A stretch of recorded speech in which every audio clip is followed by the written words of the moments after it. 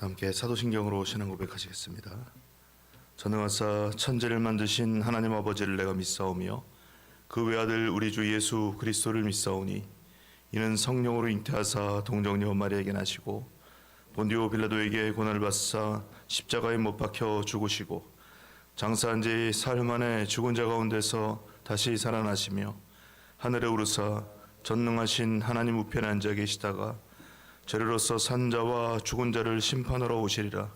성령을 믿사오며 거룩한 공회와 성도가 서로 교통하는 것과 죄를 사하여 주시는 것과 몸이 다시 사는 것과 영원히 사는 것을 믿사옵나이다. 아멘. 찬송가 546장 박수하시면서 찬송합니다.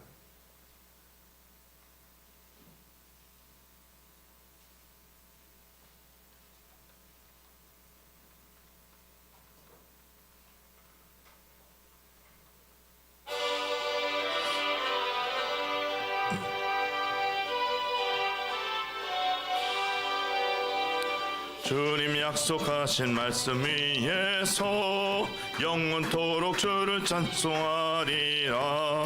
소리 높여 주께 영광 돌리며 약속 믿고 굳게 서리라. 굳게 서리 영원하신 말씀 위에 굳게 서리. 굳게 서리 그 말씀 위에 굳게 서리라. 주님 약속하신 말씀 위에서 세상 염려 내게 엄습할 때에 용감하게 힘써 싸워 이기며 약속 믿고 굳게 서리라. 굳게 서리 영원하신 말씀 위에 굳게 서리. 굳게 서리 그 말씀 위에 굳게 서리라. 주님 약속하신 말씀 위에서 영원하신 주의 사랑 힘입고 성령으로 힘써 싸워 이기며 약속 믿고 굳게 서리라. 굳게 서리 영원하신 말씀 위에 굳게 서리. 굳게 서리 그 말씀 위에 굳게 서리라. 주님 약속하신 말씀 위에서 성령 인도하는 대로 행하며 주님 품에 항상 안식 얻으며 굳게 서리라. 굳게 서리 영원하신 말씀 위에 굳게 서리. 굳게 서리 그 말씀 위에 굳게 서리라. 아멘. 하나님 말씀 욥기 25장입니다.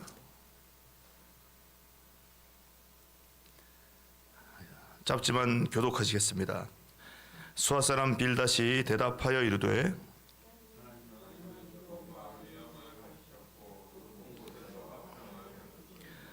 그의 군대를 어찌 계수할 수 있으랴. 그가 비추는 광명을 받지 않은 자가 누구냐.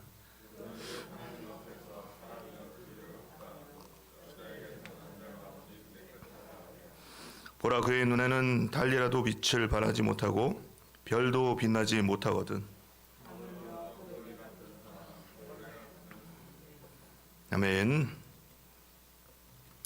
자, 오늘 욥기 25장 말씀 제목은요, 대답보다 더 나은 응답입니다. 대답보다 더 나은 응답.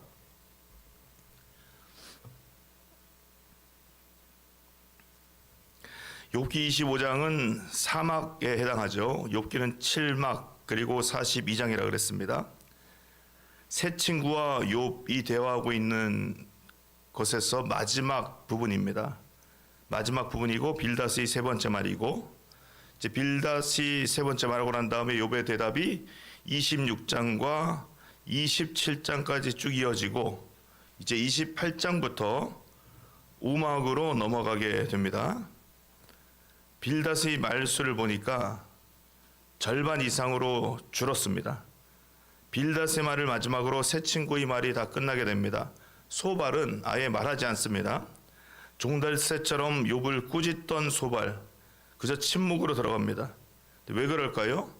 그들은 왜 말수가 줄어들고 침묵으로 가게 되는가? 그들의 논리가 통하지 않아서인가? 그들이 말하고 있는 법칙이 틀려서인가? 그들의 믿음이 그릇된 것이 탄로났기 때문인가? 오늘 빌닷의 세 번째 말을 통해서 그 말수가 줄어들고 침묵으로 도피하고 있는 새 친구들의 마지막 말을 통해서요, 우리는 확인하게 되는 게 있습니다. 그것은 사람의 대답보다 하나님의 응답을 받는 것이 우리에게는 훨씬 더 좋은 것이다. 대답보다 응답이 더 낫다는 것입니다. 우리는 대답하는 인생에서 응답받는 인생 될 수 있기를 주님의 이름으로 축원합니다. 첫 번째로는요, 입으로 말하지 말고 발바닥으로 말하자.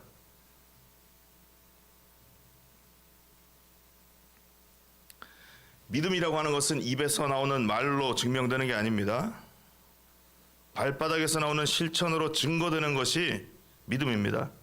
그래서 대답하는 것보다 응답받는 게 더 낫습니다. 대답하는 사람은요, 항상 그 자리에 멈춰 서 있습니다. 응답받는 사람은 언제나 발바닥으로 움직입니다. 그렇죠. 응답받으면 내가 여기 그대로 있어야 되는지 저쪽으로 가 있어야 되는지 무엇을 해야 되는지, 응답받는 삶은 소명이고 그 소명에 따라서 사명을 살아갈 수밖에 없기 때문에 움직입니다. 새 친구와 빌닷은요, 대답하는 사람들, 그들은 움직임이 없죠. 그들이 멈추는 결정적인 계기, 그 결정적인 계기가 무엇일까요? 그들이 멈추어 서 있는 결정적인 계기, 그것은 고난받는 욥이 되기 싫기 때문입니다. 발바닥으로 움직이기 싫기 때문입니다. 엘리바스도 빌닷도 소발도 자신들이 주장하고 있는 인과 응보의 법칙, 정의 구현이라고 하는 원칙, 겸손이라는 도리, 그것을 가지고서요, 욥에게 대답은 하고 있지만 그들의 법칙과 원칙과 도리가 맞는지 틀린지를 확인하려면 계속해서 욥에게만 타이르고 얼르고 막말하는 것으로 해서는 안 되는 것이죠. 그게 맞는지 틀린지를 확인하려면 그들 자신도 현실 세계 안으로 들어가야만 합니다. 그 현실 세계 안에는 욥이 경험하고 있는 고통이 있고 슬픔이 있고 억울함이 있고 모멸감이 있고 환멸도 있고 하나님에 대한 원통함도 있고 다 있습니다. 그런데 이 새 친구는요, 그 안으로 들어가기 싫어합니다. 왜요? 고난 받아야 되기 때문입니다. 그들의 주장은 고난 속에서만 입증이 될 수가 있습니다. 그러나 새 친구들은 어떻게 하고 있나요?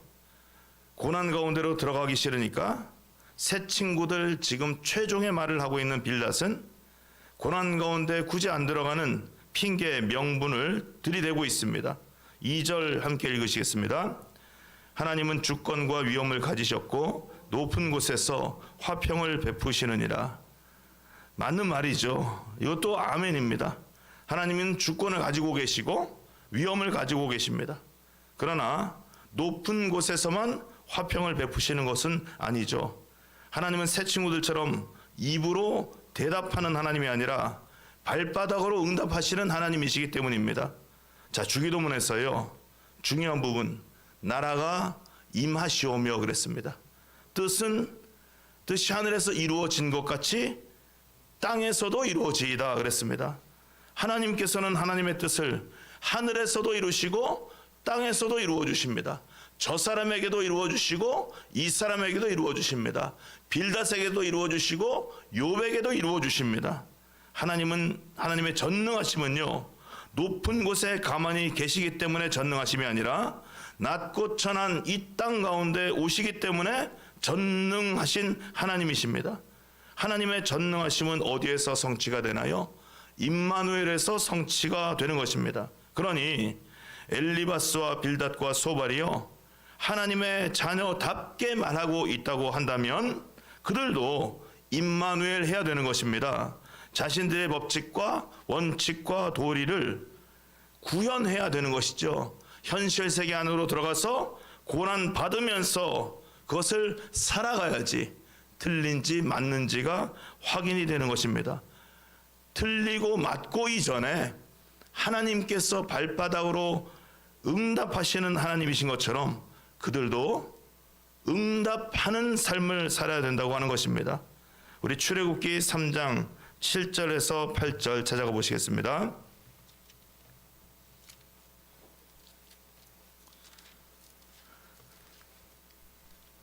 구약성경 84면,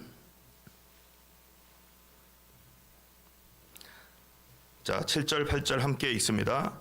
여호와께서 이르시되 내가 애굽에 있는 내 백성의 고통을 분명히 보고 그들이 그들의 감독자로 말미암아 부르짖음을 듣고 그 근심을 알고 내가 내려가서 그들을 애굽인의 손에서 건져내고 그들을 그 땅에서 인도하여 광대한 땅 젖과 꿀이 흐르는 땅 곧 가나안 족속, 헷 족속, 아모리 족속, 브리스 족속, 히위 족속, 여부스 족속의 지방에 데려가려 하노라. 아멘. 중요한 7가지 동사가 지금 등장을 하고 있죠. 하나님은 애굽에서 백성들이 고통받고 있을 때, 야, 너희들 애굽에 간 것은 너희들의 죄악 때문이다. 나 잊어버렸기 때문이야. 너희들 죄를 속속들이 고백을 해야 된다. 회개해라. 너희들의 죄 때문에 거기에 있으니까 회개하면 내가 출애굽 시켜줄게. 그렇게 입으로 말하지 않으셨습니다. 하나님은 그들의 고통을 보고 듣고 그리고 알고 발바닥으로 내려갔어. 그들보다 낮은 자리에 가셔서 건져내려면 그들보다 낮은 곳에 가야 되지, 가는 게 맞죠. 낮은 곳에 있어야지 건져낼 수 있는 것이잖아요. 그리고 그들을 그 땅에서 인도하고 가나안 땅으로 데려가신다. 하나님은 입으로 말하지 않고 발바닥으로 그렇게 행하셨습니다. 하나님은 말씀하신 것을 고난의 현장에서 발바닥으로 이루어 주십니다.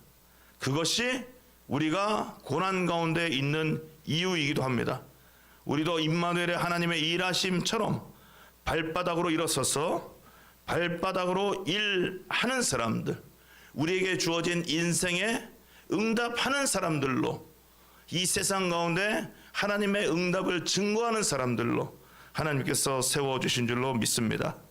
두 번째로는요, 고난받는 사람들에게 빛으로 살자.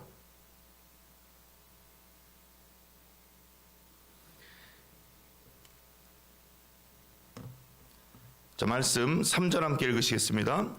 그의 군대를 어찌 계수할 수 있으랴? 그가 비추는 광명을 받지 않은 자가 누구냐? 빌닷이 난데없이 이런 말을 하고 있습니다. 욥이 어둠 속에 있다는 것이죠. 사람이 그 숫자를 헤아릴 수 없는 하나님의 군대가 하나님의 의가 되어져서 그를 찾아간다는 것입니다. 진격한다는 겁니다. 너에게, 어둠에 있는 너에게 정의는 구현된다. 그런 말이겠죠. 맞는 말이지만 문제는요, 빌닷이 욥 한 사람을 위해서 하나님의 전 군대를 동원하겠다는 그 허풍과 그 허세가 문제가 됩니다. 어린 시절에는 누구나 자기 자랑하잖아요. 집에 가면 금 두꺼비 10마리가 있다. 금 두꺼비 10마리 얘기를 합니다. 그러면 그 얘기 들은 다른 아이는 그 말에 질세라. 우리 집에는 금송아지 100마리 있다. 그렇게 이야기를 합니다. 그건 허풍에 불과하지만은요, 그 허풍을 가지고서, 그 말 가지고서 서로 싸우고 우겨대고 결국 한 아이를 울보로 만들어 버립니다. 빌닷은요, 지금 그렇게 허풍 허세를 부리면서 욥을 울보로 만들고자 하고 있습니다. 그렇지만 빌닷 스스로가 자신을 돌아봐야 되는 것이죠. 그 헤아릴 수 없을 정도로 많은 하나님의 군대가 지금 어디에 있나요? 욥은 그 정의가 어디로 진격하고 있는지 보이질 않아서 탄식을 하고 있습니다. 욥기 24장 12절 말씀 함께 읽으시겠습니다. 성중에서 죽어가는 사람들이 신음하며 상한 자가 부르짖으나 하나님이 그들의 참상을 보지 아니하시느니라. 참상. 죽어가는 사람들이 신음하고 상한 자가 부르짖고 있는데 그 성에서, 현실 세계에서 하나님의 군대는 왜 보이질 않는가? 근데 빌닷은 하늘에 하나님의 군대가 있는데 셀 수가 없다. 무슨 말이야? 욥은 속으로 외칠 수밖에 없죠. 빌닷이 말하는 현실은, 그 빌닷의 현실은요, 고난받는 사람들의 참상에 가 있어야 되는 것이죠. 그러나 말뿐입니다. 우리도 빌닷과 같이 되어서는 안 되겠습니다. 언제까지 하나님의 은혜의 빛만을 수동적으로 받으려고만 하는 사람들, 그런 게 있다고 말만 하는 사람들이 되어서는 안 되겠습니다. 에베소서에서 바울은요, 버리라고 하는 게 있는데 어리석은 말을 버려라, 그리고 희롱하는 말을 버려라, 그렇게 말합니다. 그러면서 이렇게 선포하고 있습니다.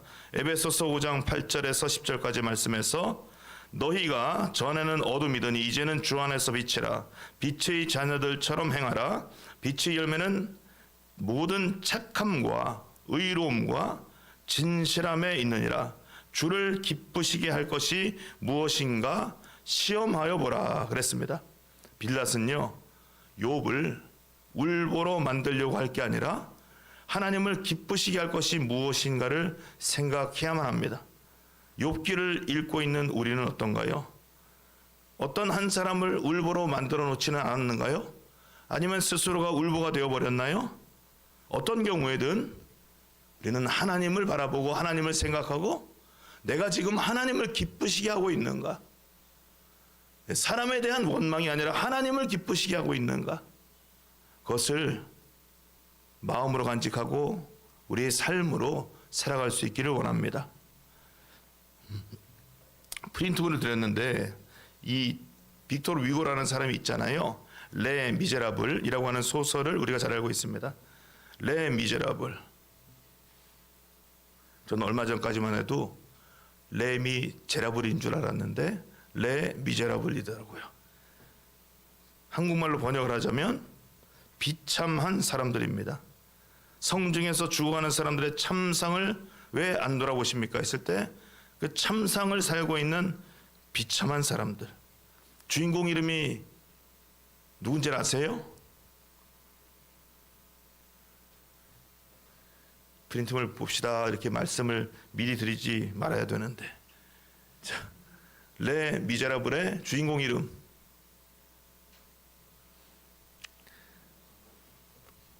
그렇죠. 네. 알고 계시면서 늦게 대답을 하세요. 이런 경우에는 먼저 말하는 분이 이렇게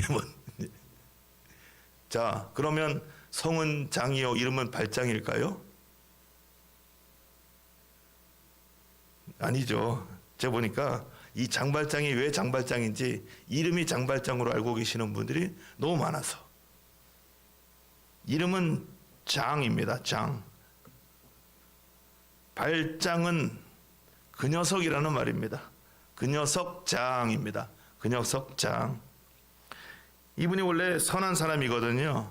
그런데 가난 때문에 빵 살 돈조차 없어진 나머지 본인의 누님과 7명의 조카들 먹일 빵을 구하려고 빵집에 들어가서 빵 슬쩍 훔쳤습니다. 몇 년 형벌을 받게 되나요? 빵 훔친 것 때문에 19년입니다. 그 19년간 형무소에서 살고 마음이 비뚤어지면서 사람들에 대한 원망과 증오를 가득 품고 있다가 출소하죠. 갈 곳이 없던 그가 성단을 갔는데 성당의 신부가 들어와서 편안히 쉬세요 했는데 눈에 딱 띄는 것이 은접시입니다. 은접시. 저거 하나만 구하면 많은 빵을 얻을 수 있을 텐데, 그래서 은접시를 딱 가지고서 도망가다가 경찰에 붙잡히게 되죠. 그래서 경찰에게 그가 말합니다. 신부님이 주셨습니다. 진짜야? 그래서 성당에 가보니까 신부님에게 말하니까 신부가 뭐라고 대답을 했나요? 이 녀석 장이 훔쳤습니다. 이렇게 이야기를 하지 않고 제가 드렸습니다. 은초 때까지 드리려고 했는데 빨리 서둘러 가시는 바람에 못 드렸는데 잘 드렸습니다 하고 은초 때를까지 선물로 주게 되죠. 여기서 이제 크게 감화된 그 녀석 장 회개하고 일생 선을 추구하며 살려고 합니다. 이게 이제 그 서두 부분이 되겠죠. 초반입니다. 그렇게 진행되는 내용입니다. 자, 그러면 발장은 그 녀석 장은 빵을 얼마나 훔쳤길래 19년이나 복역을 하게 되었을까요? 원문에서 이렇게 소개를 하고 있죠. 프린트물에 한번 읽어보실까요? 어느 일요일 저녁 파브롤 교회 앞 광장에 있는 빵집 주인 모베르 이자보가 막 잠에 들려는 참이었다. 가게에 창살 달린 유리 진열장이 쨍그랑 깨지는 소리가 들렸다. 나가보니 마침 그때 창살과 유리를 한꺼번에 주먹으로 깨뜨린 구멍으로 손 하나가 쑥 들어와 있는 게 눈에 띄었다. 위쪽에 소설 초판에 있는 에밀 바열의 사파 거기 있죠. 손 하나가 쑥 들어왔죠. 그 손은 빵 하나를 훔쳐 가지고 나갔다. 이바조는 재빨리 밖으로 뛰어나갔다. 도둑은 쏜살같이 달아났다. 빵 하나, 르뺑, 빵 하나입니다. 빵 하나.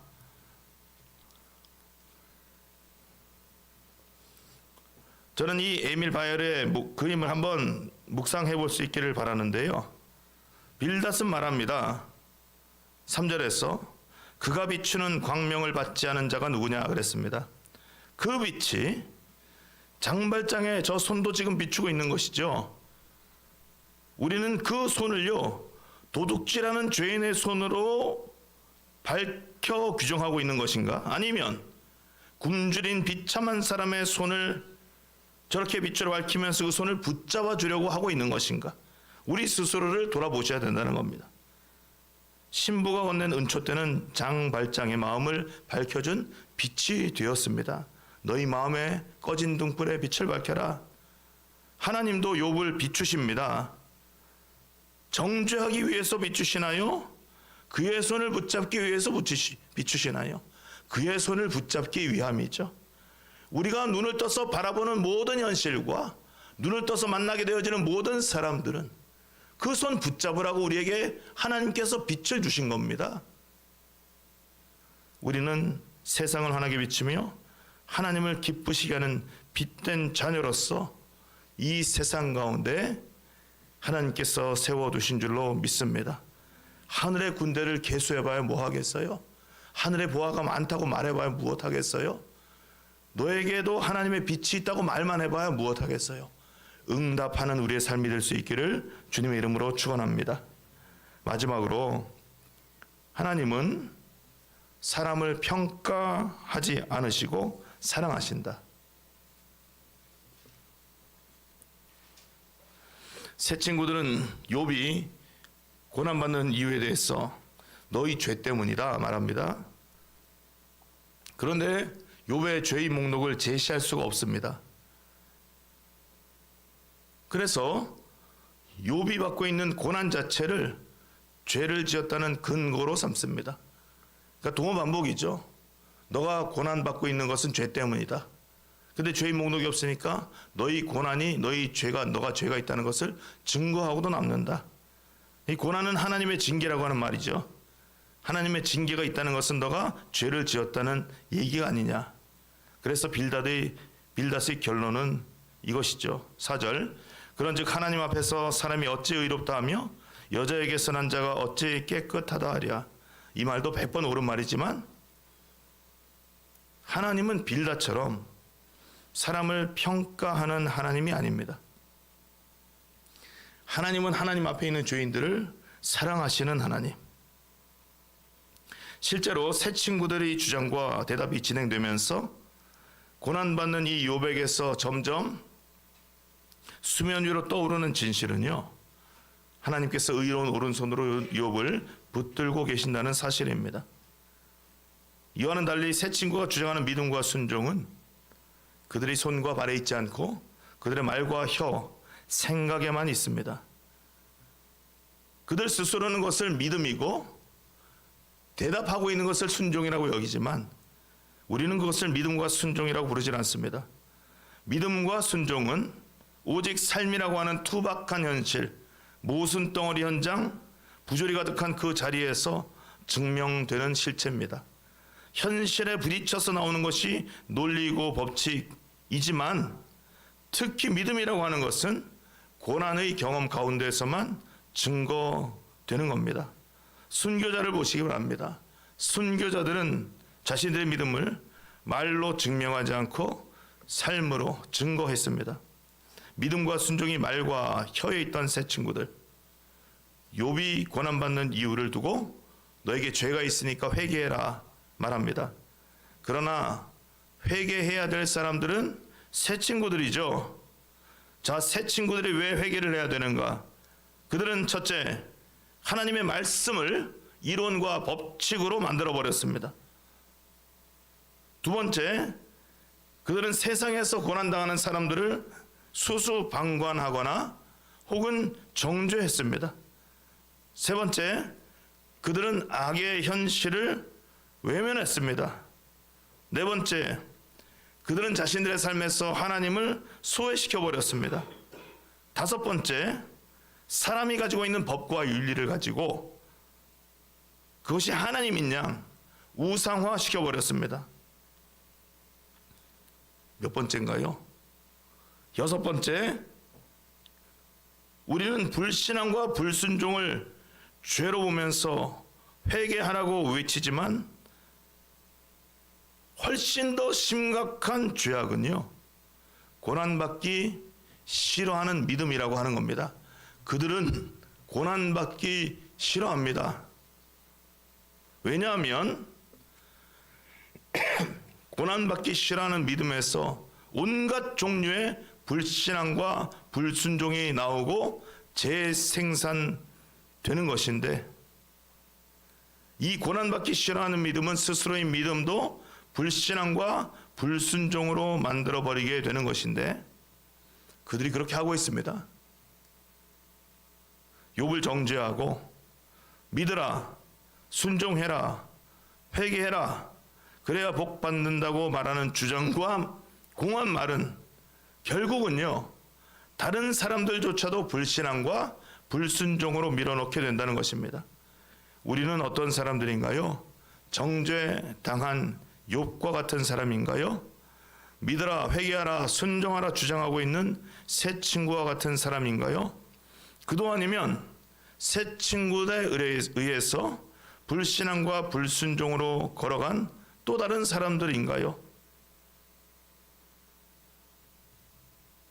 근데 정작 중요한 것은 욥이어도 괜찮고 엘리바스 빌닷 소발이어도 괜찮고 또 다른 사람들이어도 괜찮다고 하는 것입니다. 하나님 앞에만 있으면, 하나님 앞에만 있으면 괜찮다는 겁니다. 왜냐하면 하나님은 평가하는 하나님이 아니라 사랑해 주시는 하나님이시기 때문에. 그래서 4절 말씀이 의미 있게 다가옵니다. 그런즉 하나님 앞에서 사람이 어찌 의롭다 하며 여자에게서 난 자가 어찌 깨끗하다 하랴. 빌닷의 입에서 대답하는 말로 나오지만, 근데 이 안에 우리를 향해서 응답하는 하나님의 마음이 담겨 있는 것으로 우리에게 다가오고 있습니다. 하나님 앞에서 사람이 어찌. 이 말은 평가하는 말이 아니라 우리를 사랑해 주시는 말로서 다가오게 되는 것입니다. 하나님 앞에서, 코람데오입니다. 코람데오. 존 칼빈이 가장 사랑했던 말, 코람데오. 하나님 앞에서, 우리는 하나님 앞에서 사람의 대답하는 말에 굶주린 사람이 아니라 하나님께서 주시는 응답에 눈물로 감사하는 사람들. 그 하나님의 사랑이 우리 모두를 붙들고 계시는 줄로 믿습니다. 존귀하시고 거룩하신 아버지 하나님, 우리에게 사랑이 없고 우리에게 믿음이 없다는 현실을 하나님께서는 긍휼히 여겨주시고 불쌍히 여겨주시고 하나님의 사랑으로 채워주시고 하나님의 믿음으로 저희들을 채워주시는 그 거룩한 은혜에 감사를 드립니다. 날마다 하나님 앞에서 부르짖어 간구하고 있는 우리의 절박한 사연들과 갈급한 심령과 허탈한 우리의 현실을 하나님께서 보고 알고 듣고 찾아오셔서 우리의 심령과 우리의 육신을 거두시고 끊임없이 하나님의 새 지평으로 우리의 삶을 옮기고 계시는 줄로 믿습니다. 우리의 생각도 하나님의 마음이 되게 하여 주시고 우리의 의지도 하나님의 마음이 되게 하여 주시고 우리가 끊임없이 육신으로 살고 있는 모든 행동과 습관들도 하나님의 마음이 되어지도록 성령 하나님 붙잡아 주시고 함께하여 주시옵소서. 예수 그리스도의 이름으로 기도하옵나이다. 아멘. 우리 양손 높이 드시고 우리 주의 이름 세 번 부르시고 통성으로 기도합니다. 주여 주여 주여. 거룩하시고 존귀하신 아버지 하나님, 하나님의 풍성하신 사랑과 하나님의 부요하신 그 은혜가 오늘 이 새벽에 저희들의 마음을 주장하여 주시고 우리의 삶의 터전을 주장하여 주시고 우리의 생각을 주장하여 주시고 우리의 육신을 주장하여 주시고 아버지 하나님 우리 앞날을 주관하여 주시기를 간절히 원합니다. 우리는 수시로 넘어질 수밖에 없는 연약한 심령들, 아버지 하나님, 하나님께서 저희를 불쌍히 여기시고 긍휼히 여기시고